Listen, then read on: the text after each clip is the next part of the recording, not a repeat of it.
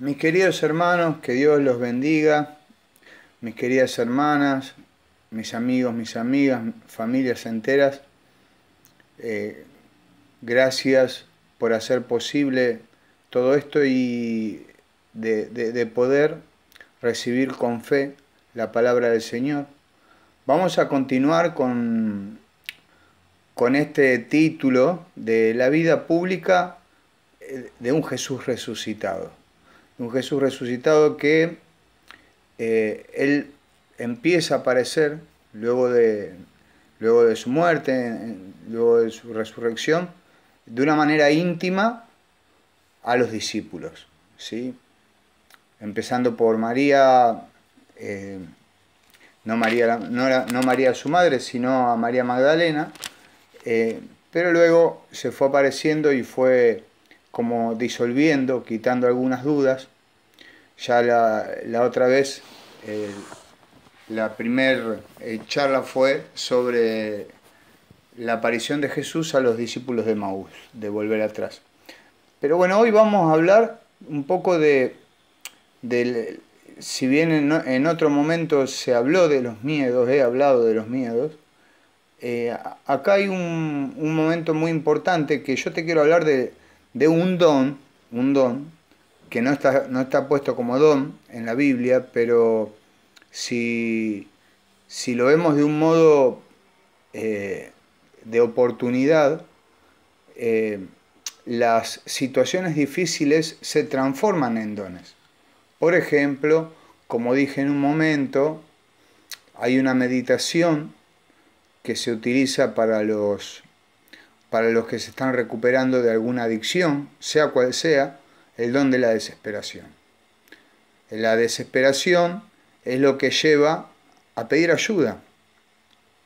Por lo tanto, es un don, ¿sí? Si no hubiera desesperación, no hay oportunidad para la esperanza. Lo mismo pasa con la duda. La duda, de cierto modo, aunque no esté en la Biblia, lo podemos tomar como un don. Porque ese don de la duda lleva a la búsqueda de algo superior, de algo que pueda darnos vida.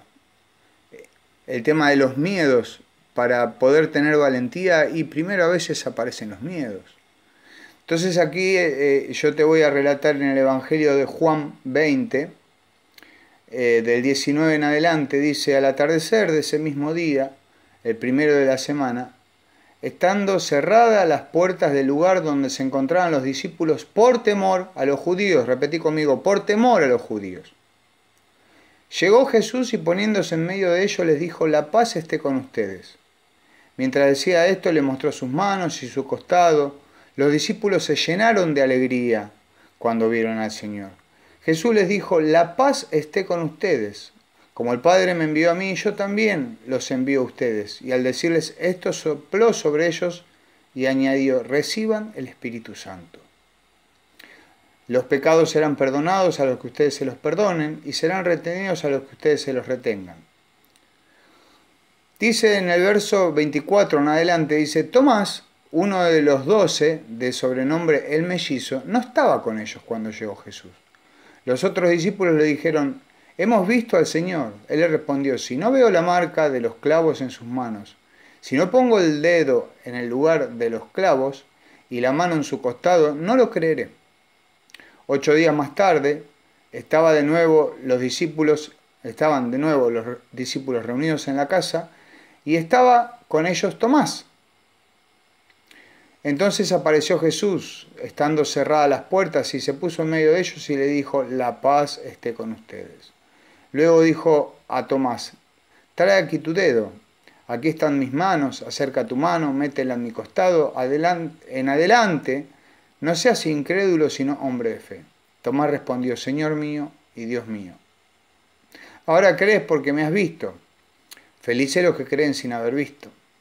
Bien. Acá hay algo muy importante. Yo te pregunto: ¿a qué le tenés miedo? ¿A qué le cerraste la puerta?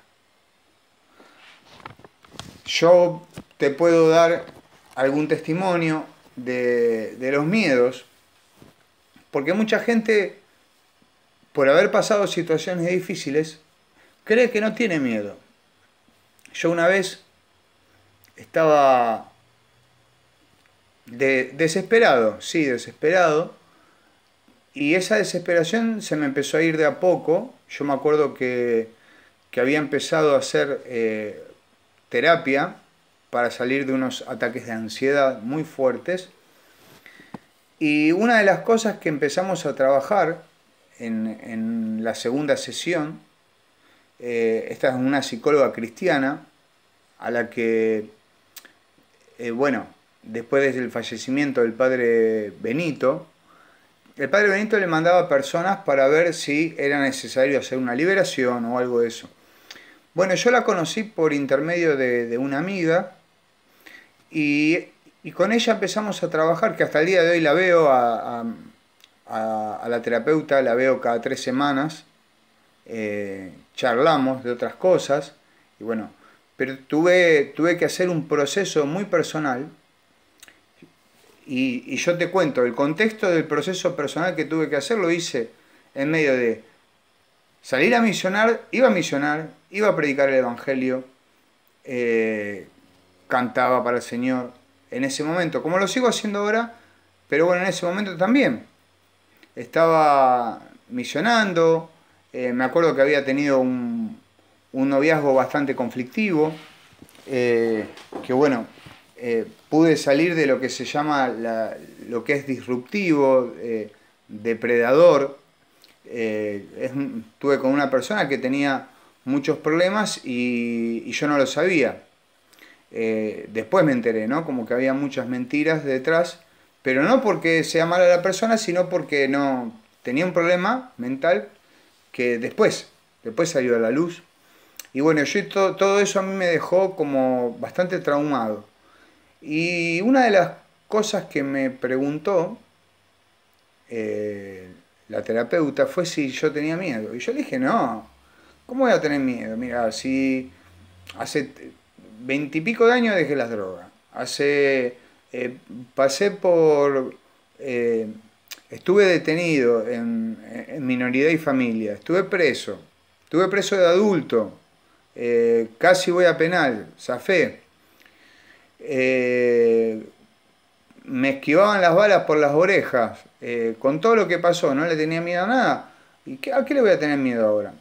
Hasta que, bueno, me empezó a hacer otras preguntas más, unas preguntas, como podemos decir, preguntas bastante retóricas, ¿sí? Que tenían su respuesta en sí, hasta que en un momento empecé a tener algunos sueños que no son pesadillas, sueños de angustia se le dice, y me di cuenta que sí, que tenía miedo.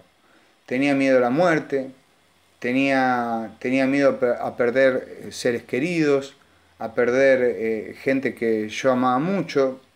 Había fallecido ya mi padre y empecé a tener... dejé de apostar al amor, dejé de apostar a la vida, dejé de apostar inclusive a la comunidad. Tenía miedo de mostrarme como soy, tenía miedo al que dirán, tenía miedo... bueno, y más que nada al tema de la muerte. Estamos en la Argentina, es un país de mucha cultura de muerte.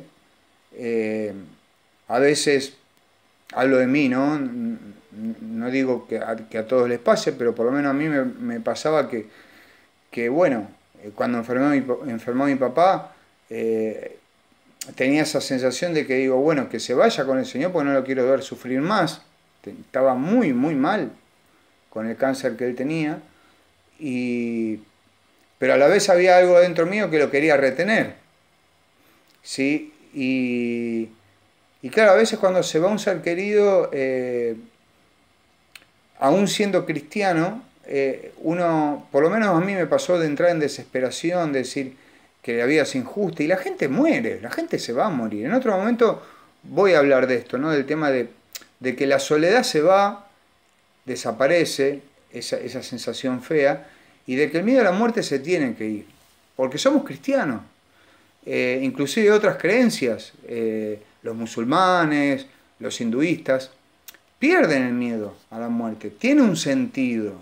Sí, Víctor Franklin, el fundador de la logoterapia, él habla de la búsqueda el hombre en busca del sentido, ¿sí? Que que muchos recuerdos lindos, si uno los trae al hoy, empieza a ver una vida espiritual. Él era judío, ¿sí? Víctor Franklin. Él estaba en un campo de concentración y lo que a él lo mantuvo vivo era el recuerdo de su mujer en vida y su hija en vida. Ellos habían muerto, ¿sí? Los habían fusilado. Sin embargo, lo que a él lo mantuvo vivo en el peor campo de concentración, el único que salió vivo fue él, era el recuerdo del amor. Y él, ahí es donde funda la logoterapia, este neurólogo, y bueno, hoy es una maestría en psicología, la logoterapia. Es en busca de sentido, es lo contrario de la psicoterapia, ¿no?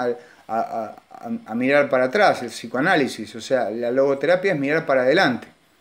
Es bueno, ahora con esto que tengo, con esto que soy, ¿qué hago? Bueno, y eso es lo que hizo esta persona conmigo, esta terapeuta. Bueno, ahora con esto que sos, con estos miedos, ¿qué haces? ¿No? Cuando lo empecé a reconocer, empecé a llorar, empecé a orarlo, empecé a pedir ayuda, hablé con el padre Frank en su momento, y esos miedos empezaron a ir. Pero también tuve que permitir al Señor entrar en los lugares que yo evitaba, porque es muy fácil dejarlo entrar en el ministerio, dejarlo entrar en lo que uno hace para Dios, que en sí es también gracia, y son dones, y los dones son de Dios, no son de uno. Está bien que uno los puede desarrollar, los puede explotar, pero son de Dios. Son de Dios. Yo soy de Dios, vos sos de Dios. Como dice la chacarera, la vida me la han prestado y tengo que devolverla, ¿sí? Entonces, por eso yo quiero animarte a que le pidas al Señor lo que no le pedís, que entre en ese lugar, que nunca le pedís que entre, en ese miedo a la muerte, miedo a morir, miedo a perder seres queridos, y si ya los perdiste, perder el miedo a seguir viviendo. Porque las personas que ya partieron, que no están en este plano, que están con el Señor, desean lo mejor para nosotros. Son seres que están en gloria. ¿Sí? Al estar en gloria, ellos desean lo mejor para nosotros. Entonces, ¿a qué le tenés miedo? ¿A qué le estás cerrando la puerta? ¿A vivir? ¿A elegir una carrera? ¿A elegir continuar? A pesar de que seguramente que no vas a ser la misma o el mismo. Va a ser más difícil, cosas que van a costar más, uno está desgastado. Pero la vida continúa, mi hermana, mi hermano. La vida continúa, mi familia se entera. Yo realmente quiero animarlos porque la palabra de Dios, el mismo Señor está acá, de algún modo entró en esos miedos, entró en una puerta cerrada que muchas veces decimos que nosotros se la tenemos que abrir. A veces el Señor, cuando ve que hay mucha desesperación en tu vida, entra a Él. Como caballero, por supuesto, va a entrar muy despacio. Y en ese momento que vos estás solo, estás con miedo, estás lleno de ansiedades, de dudas, el Señor está ahí. Está soplando, está diciendo la paz esté con ustedes. La paz es un estado de saber vivir y convivir con fallas, con problemas, no es un estado de tranquilidad mental. Es que a pesar de las tormentas podamos vivir y seguir adelante en paz y confiados en el Señor. Eso es un punto. El segundo punto es la duda. El mellizo es un santo, Santo Tomás. ¿Sí? No es Santo Tomás de Aquino, no, es Santo Tomás el mellizo. ¿Sí? Uno de los apóstoles. Él tuvo duda, él no creyó. Muchas veces capaz que estás descreído de un montón de situaciones porque sentís que pareciera como que Dios está jugando. Einstein decía que Dios no juega a los dados con nosotros. Dios no es un Dios que juega o que se ríe de lo que nos pasa. Todo lo contrario, quiere lo mejor para nosotros. Pero hay cosas que pasan en la vida que no soportamos, que no las manda Dios, porque Dios no tienta, Dios no pone a prueba, pero sin embargo nos hace nos pone, esas situaciones nos ponen en una en un espíritu de duda, en situaciones de dudas constantes, constantes. ¿Y será que el Señor me quiere ayudar? ¿Será que Dios me va a ayudar, me va a levantar, me va a ayudar con esta familia, me va a bendecir con una familia, me va a bendecir con una hija, con un hijo, me va a bendecir, va a sacar a mi hijo de las drogas, va a poder? No es como que uno se pone tibio y no es tu culpa, le pasa a cualquiera, le pasó a un santo, le pasó a un apóstol, a un discípulo. Entonces, por eso digo, el don de la duda. Es importante poder expresarlo, poder decir, mirá, si yo no te veo, por más que el Señor diga, vos creíste porque lo viste, pero más felices los que crean sin ver. Sí, todo bien, el Señor lo dijo, pero aún así, el Señor se muestra en el medio de tus dudas. El Señor sabe de tu fragilidad, sabe de lo que no sos capaz para Él hacerte capaz de lo que vos sentís que no sos capaz. Por eso está esta historia que el Señor va sanando heridas, situaciones, dándote primero la paz, entrando en el medio de tus miedos y quitándote las dudas. Una de las cosas que le pasó al mellizo es que él no estaba en el momento. Y eso te trae más duda. Cuando uno se aísla de la comunidad, cuando uno empieza a no participar de los encuentros comunitarios, a veces hay muchos encuentros comunitarios y uno no puede estar en todos, pero por lo menos en uno. Escuchar una predicación, escuchar una meditación, escuchar a los hermanos, charlar con alguien, unirse a la comunidad. Porque uno hasta está tan descreído que no quiere unirse a la comunidad, que no quiere participar en los encuentros. Y yo lo entiendo, la entiendo al que le pasa eso. Pero hacelo igual, hacelo igual. ¿No tenés miedo? Buenísimo. ¿Tenés miedo? Hacelo igual. ¿No tenés dudas? ¿Estás lleno de fe? ¿Vas a ir? Buenísimo. ¿Estás con duda? Hacelo igual. El Señor algo te va a mostrar. Algo te va a mostrar. El Señor está ahí para hacerte libre de todas las situaciones que hoy te están atemorizando y que hoy te están llenando de dudas, para que esas dudas sean transformadas en una fe que mueve montañas, en una fe que después del envío, el Señor cuando asciende, van y los discípulos empiezan a predicar con poder, empiezan a sanar enfermos, y se empiezan a sentir felices, contentos, porque ya no es el Dios con nosotros afuera.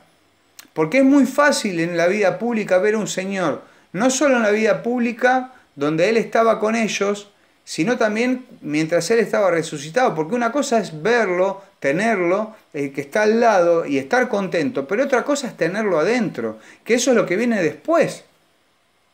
Entonces yo te animo a que continúes, porque hay un momento donde ya no vas a necesitar ver de afuera, sino que vas a estar convencida y convencido de que el Dios poderoso de los cielos, que mueve montañas, que creó los cielos, la tierra, todo lo que es Dios está dentro tuyo.